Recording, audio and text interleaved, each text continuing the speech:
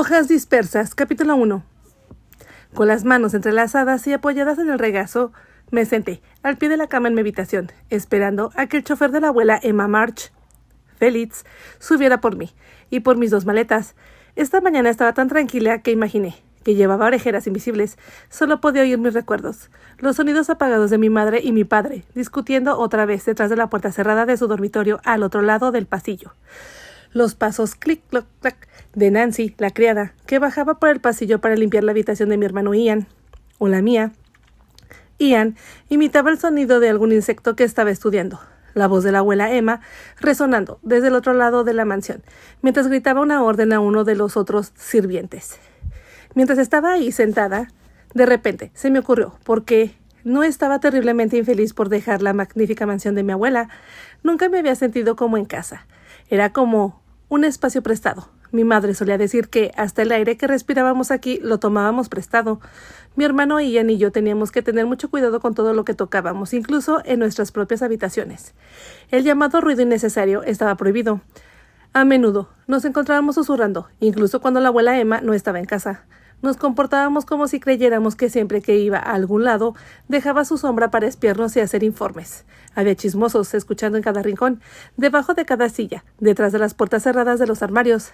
Las reglas se arremolinaban a nuestro alrededor, como abejas listas para enjambrarnos y picarnos a la menor señal de violación. Justo antes de quedarme dormida todas las noches, podía oír la propia casa cantando y recordándome: cuidado con manchar los muebles o las ventanas, no dejes nada fuera de lugar, nunca traigas nada del exterior, camina sobre el aire, apaga las luces, respétame. Piensa en mí como lo harías con una catedral santa muy famosa y trátame con la misma reverencia. Desde el primer día, después de que vendimos nuestra casa y nos mudamos con la abuela Emma, debido a los problemas económicos de papá, mi madre soñó con mudarse. En el momento en que cruzó las puertas altas dobles de caoba, con el escudo de March tallado a mano y pintando de oro en el centro, y siguió nuestras cosas a modo de funeral. Por la escalera hacia nuestro lado de la gran mansión estaba envuelta con sombras oscuras y agobiada como alguien obligado a usar capas y capas de abrigos pesados. Cada día el brillo se filtraba más y más de sus ojos, y más tarde la sorprendí a menudo mirando por la ventana como alguien tras los barrotes de una prisión imaginaria, que se escapaba, que hacía una fuga. Incluso en ese mundo opulento y rico parecía pobre, extraviada, sin hogar y olvidada, como dijo Ian, una prisionera de circunstancias fuera de su control. Al final, todos éramos prisioneros de esas circunstancias, incluso la abuela Emma. Nadie habría sospechado que los días de felicidad y de alegría eran raros para nosotros. Después de todo, éramos la rica familia March. Sin embargo, esos días felices eran nuestras vacaciones privadas, que se producían con lo suficientemente mucha frecuencia como para evitar que nosotros, especialmente mi madre, nos ahogáramos en un mar de depresión.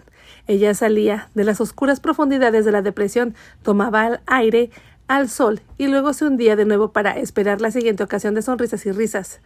Qué lástima que no tuviéramos más momentos buenos y felices para depositarlos en algún tipo de banco, pensé, y sacar de ellos cuando necesitábamos animarnos. Siempre tendríamos algo para un día lluvioso.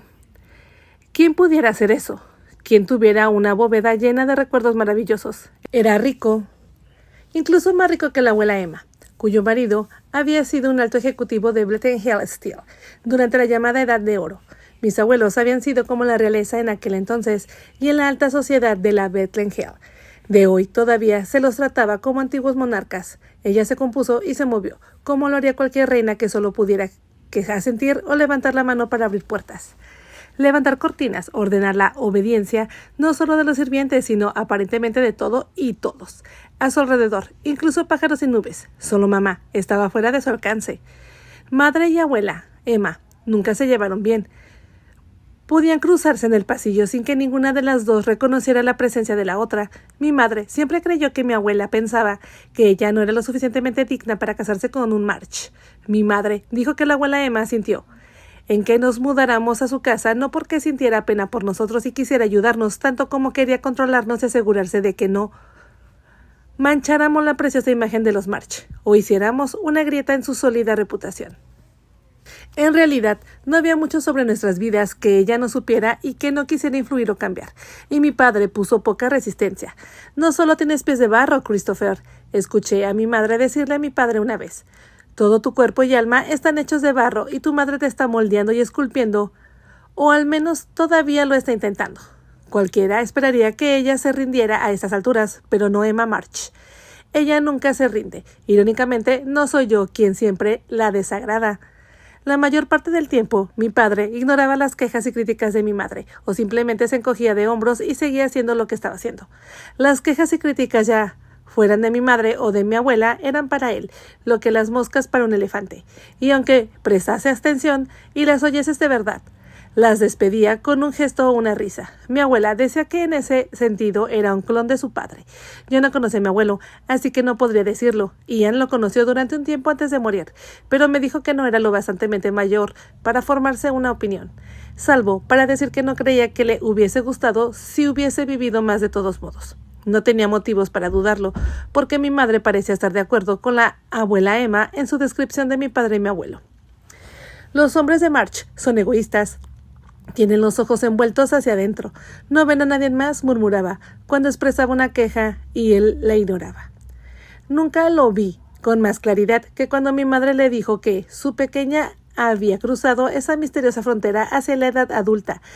A la edad de 7 años, mi cuerpo, como el de una impaciente corredora olímpica, había salido disparado por la puerta antes del disparo de salida. Había avanzado a tropicones y a veces me había sentido como si un yo interior traidor me hubiera llevado a la adolescencia a toda prisa y por sí solo. Aparentemente de la noche a la mañana hubiera decidido empezar a formar mis pechos, curvas, mi trasero, estrechar mi cintura y luego iniciar la menarquía.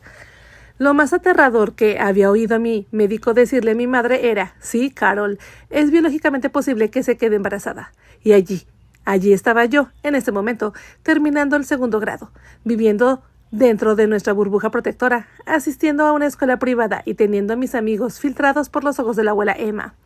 No había estado muy expuesta al lado mundano de las cosas. Ni siquiera sabía exactamente cómo las mujeres se quedaban embarazadas. Aún así, había sido uno de esos. Algún día te diré esto, algún día te diré aquello. Durante todo el tiempo que pudo, mi madre ocultó mi desarrollo acelerado a mi abuela, que hacía que la familia March pareciera tan perfecta y especial, que el resfriado común se daba vuelta y huía al ver su ceño fruncido. No se nos permitía hacer nada inusual, o que pudiera considerarse normal. De hecho, a sus ojos, los miembros de la familia March simplemente debían ser demasiado perfectos y demasiado fuertes como para mostrar signos de problemas o enfermedades. Si la abuela Emma tenía el más mínimo síntoma de una dolencia, se negaba a salir de su habitación. Habría que traerle el mundo hasta que volviera a ser una March. Sabía esto, lo había vivido yo misma y había visto de primera mano cómo podía ser. Aprecié la profunda depresión y derrota que estaba experimentando ahora, de vuelta en el hospital, donde permaneció inválida, abatida por un derrame cerebral, confinada a una cama y a merced de los médicos, las enfermeras y los medicamentos. Se habían resbalado de March Mountain. Irónicamente, ambos habían sido traicionados por nuestros cuerpos, el de ella admitiendo la edad y el mío negándose a ser gobernado por ella. Ian, que creía que nada sucedía por casualidad, que todo tenía una explicación incomprensible y explicable, o lo que él llamaba una causa y efecto. Una vez recitó de esta manera la caída de nuestra familia. La abuela Emma y su esposo Blake crearon la personalidad y las debilidades de papá, debido a la forma en que lo criaron. Lo malcriaron y lo hicieron egoísta. Es por eso que no había sido un buen padre para nosotros y un buen esposo para nuestra madre. Por eso fracasó en los negocios y por eso fue mujeriego. ¿Qué es ser mujeriego?, le pregunté. El vocabulario de Ian estaba muchos años más delante de mi edad, incluso muchos años más por delante del suyo. Tienes sex pip con otras mujeres, Jordan. ¿Te refieres a esos renacuajos y óvulos? Una vez me lo había explicado todo y me había mostrado imágenes de espermatozoides que me habían recordado a los renacuajos. En aquel momento yo tenía muchos problemas para entender las complejidades de todo el proceso de reproducción humana. Ian me regaló un libro sobre el tema el día de mi 7º cumpleaños. Mi madre se sorprendió de que lo hiciera, pero pensó que probablemente era sensato para ella. Ian siempre fue más sensato que mi padre, tal vez especialmente que mi padre. Mi abuela, por otro lado, pensaba que el libro y el hecho de que Ian me lo regalara eran repugnantes. Ella, como mi padre, nunca entendió a Ian. Solo escucha, dijo impacientemente con mis preguntas e interrupciones. Me refiero a nuestra familia, a nuestro padre. Su educación lo llevó a tomar estas decisiones y cometer estos errores. Mi madre reaccionó a sus errores y quiso divorciarse de él. La abuela Emma, que se negaba a permitir la palabra fracaso en el vocabulario de los March, convenció a mi madre para que se retractara. Pero como sabes, los llamó a las montañas poco no, a la cabaña familiar, donde se reunía para resolver sus problemas, y les dijo esas mentiras sobre nosotros, haciéndome quedar como una pervertida, solo porque estaba estudiando tu desarrollo acelerado, y les dijo mentiras sobre nosotros, haciéndome quedar como un pervertido, solo porque estaba estudiando tu desarrollo acelerado, y ella me pilló, midiendo tus pechos en ciernes. Pervertido no es agradable, dije, sacudiendo la cabeza. Me encanta demostrarle a Ian todo el conocimiento que poseía. Quería su respeto, incluso más de lo que quería su amor. Por supuesto que no, es repugnante. Sin embargo, si ella no hubiera hecho eso, si no hubiera hecho esa llamada telefónica, papá no habría salido corriendo en medio de la tormenta, no habría tenido el accidente. Él no estaría parapléjico. Mamá no estaría en coma y la abuela Emma no habría controlado a esa mujer sádica, la señorita Harper, para que fuera nuestra niñera, y no la habrías envenenado. Ahora podía añadir, había cogido veneno para ratas del cobertizo del jardín, y lo había mezclado en el vaso de agua que la señorita Harper tenía junto a su cama. Había sido muy cruel con nosotros, y cuando Ian me había llevado en secreto a ver a nuestra madre al hospital de Filadelfia, ella lo había castigado sacándolo de la habitación, todas sus preciadas cosas científicas, incluso sus cuadernos privados. Ian ya se había ido cuando la abuela Emma sufrió el derrame cerebral, mientras yo estaba sentada, pensando en las cosas que me había dicho. Llegué a la conclusión, como Ian, de que había sufrido el infarto debido a todos los terribles acontecimientos anteriores que ahora la atormentaban día y noche. Su voluntad de hierro finalmente se desmoronó bajo el peso de todo aquello y se desplomó. Pero incluso entonces, incluso ahora, en su forma maltrecha y distorsionada, todavía se las arreglaba para mantener las riendas y dirigir nuestra familia. Hizo que yo viviera con su hermana, mi tía, abuela Frances Wilkins, en una granja que mi abuelo y mi abuela habían confiscado, en una ejecución hipotecaria muchos años atrás. Mantuvo el control de la fortuna familiar y obligó a mi padre a aceptar todo. Ella no estaba aquí, pero sus sombras todavía se demoraban a nuestras paredes. Y todavía le informaban. Cada precioso mueble antiguo, cada candelabro, cada cuadro y escultura, las mismas cortinas colgadas, esperando sus órdenes. La casa permaneció leal a ella. Ella seguía siendo la monarca, la reina de Belén, Pensilvania. Podía sentirlo incluso ahora, sentada allí, en mi habitación, mirando fijamente la puerta y esperando a Félix. Papá estaba abajo con su antigua novia Kimberly, la mujer que había empezado todos los problemas recientes. La había estado viendo en secreto y mamá se había enterado. Me pregunté si saldría de su dormitorio en silla de ruedas para despedirse, con la mirada baja, sus dedos amanándose, las palmas como Nancy amasaba la masa para el pan. Me había dicho que mi abuela probablemente tenía la razón acerca de que me iba a ir a vivir con la tía abuela Frances. No podría ser un verdadero padre para mí, y con Ian, ahora él en alguna institución, por lo que le había hecho a la señorita Harper, estaría terriblemente sola en esta gran mansión antigua.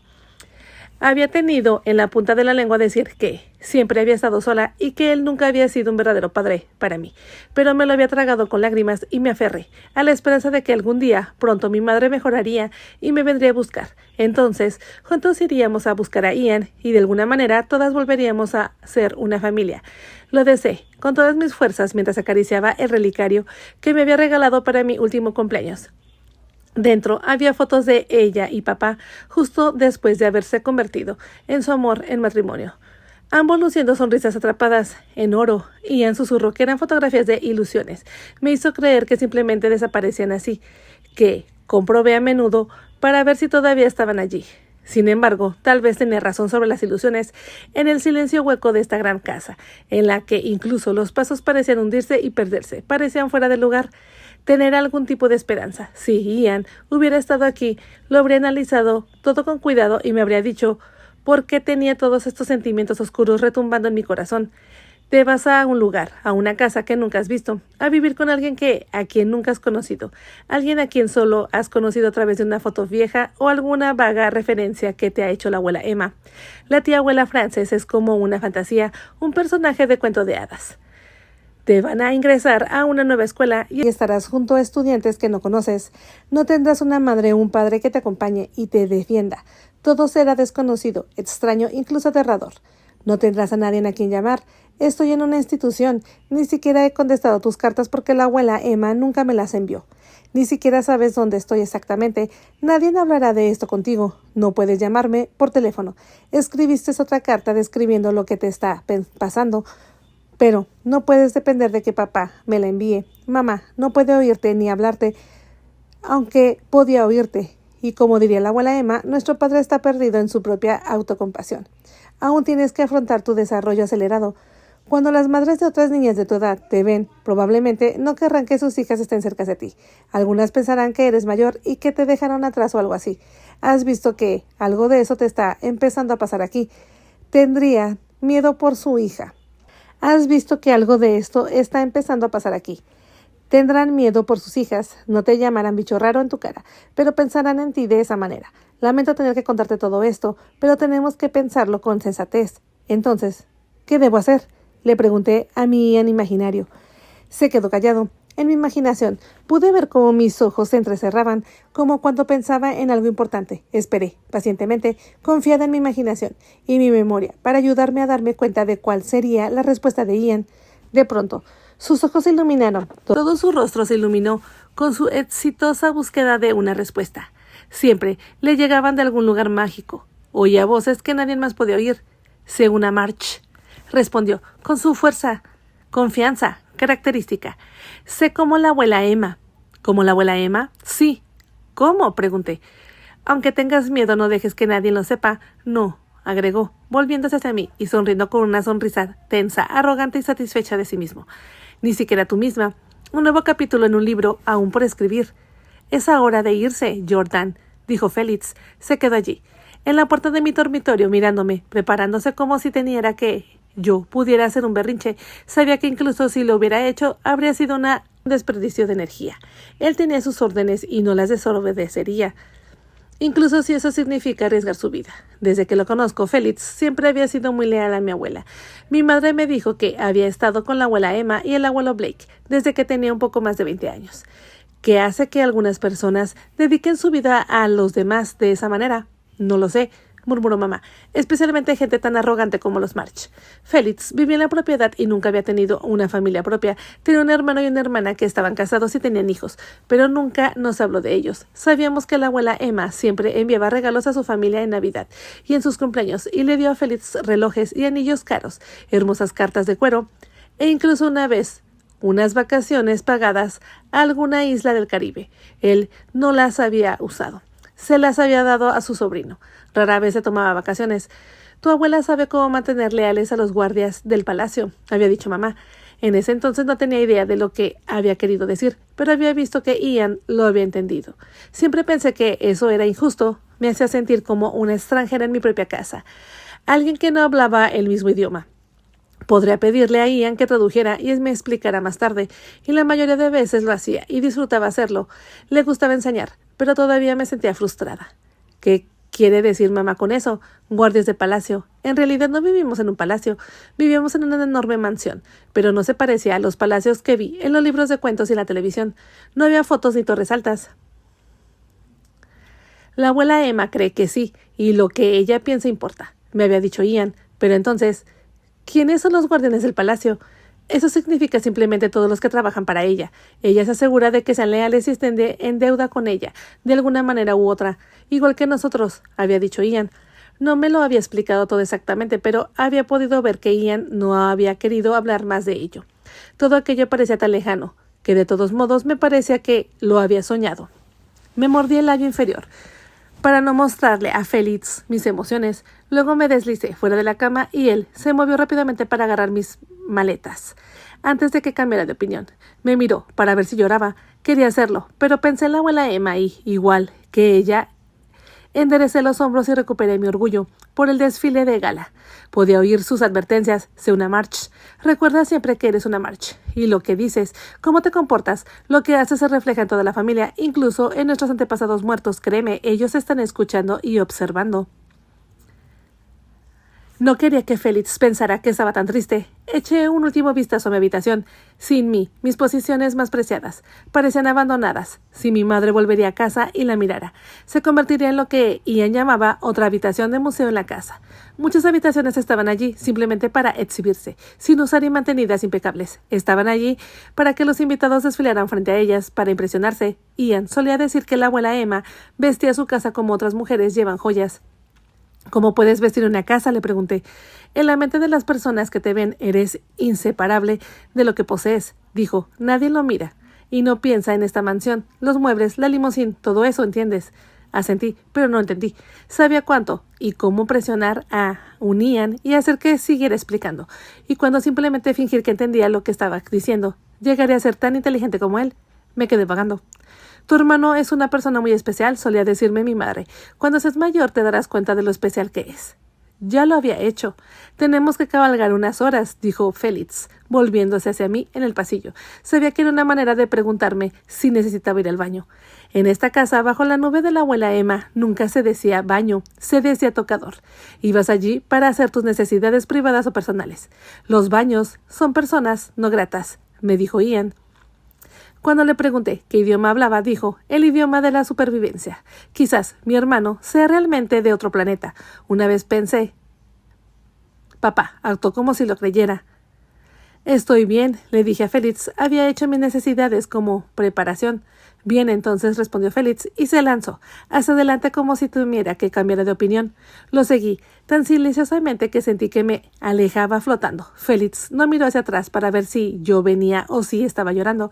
No podía decir que me agradaba o no. Habíamos tenido tan poco que ver el uno con el otro antes de esto.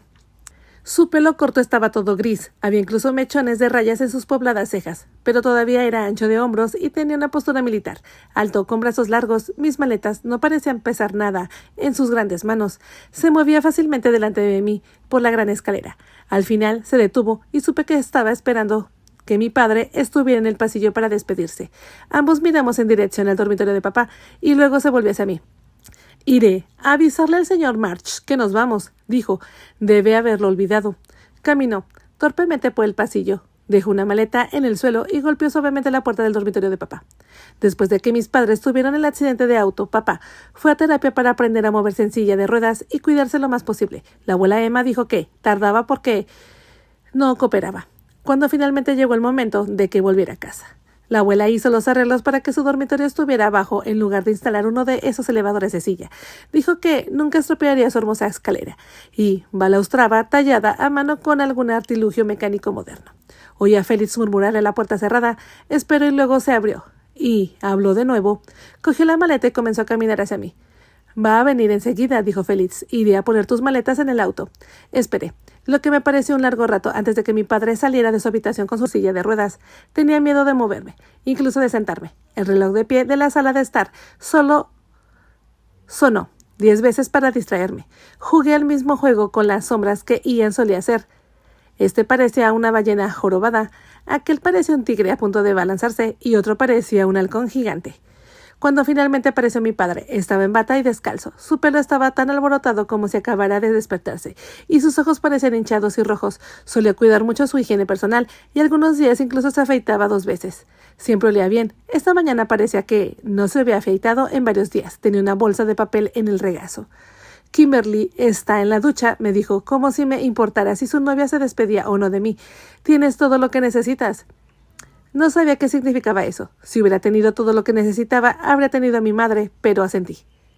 Bueno, está bien. Sé una buena chica. Como dije, iremos a visitarte pronto. Finalmente, me he dejado llevar por la idea de un automóvil especial, diseñado para mí. Así que tal vez lo pruebe y te lleve a ver a ti y a la tía Frances. Por supuesto, pensé que no vendría con un deseo ardiente de verme, sino para probar su auto nuevo especial. De nuevo me limité a sentir. ¿Sabes?, dijo de repente, inclinando la cabeza hacia un lado. Hasta ese momento nunca me había dado cuenta de lo mucho que te pareces a tu abuela Emma. Hay algo en la forma en que frunces los labios, Jordan. Sabes tanto como ella como Frances. Eran mujeres jóvenes bastante guapas en su época. Tienes buenos genes y te pareces a las dos. Ian hablaba a menudo de nuestros genes. Parecía tener miedo de lo que había heredado de papá. ¿Vas a ver a Ian pronto, papá? Pronto, dijo, pero sin ningún entusiasmo real. Podría asegurarse de decirle dónde estoy y pedirle que me escriba cuando lo veas.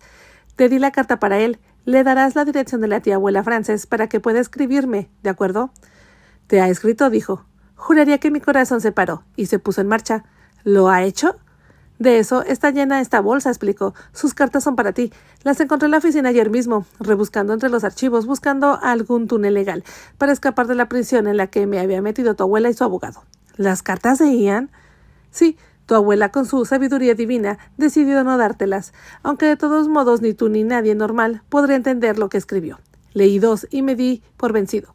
Kimberly incluso leyó algunas y estaba igual de perdida. Tal vez te diviertan, añadió, y me entregó la bolsa. Miré de dentro sorprendida y enfúrica por la cantidad de cosas que vi atadas con una banda elástica. ¿Me llevarás a verlo alguna vez, papá? Pregunté. Claro, claro, dijo, rechazando mi pedido con un gesto de la mano, tal como solía rechazar el de mi madre. Le pedía que prometiera, pero las promesas de papá eran como flores esparcidas, hermosas por un corto tiempo, y luego se sacaban y desvanecían rápidamente hasta que se desmoronaran y desaparecieran en la oscuridad de la tierra, como las personas. Está bien, dame un beso y vete, me dijo.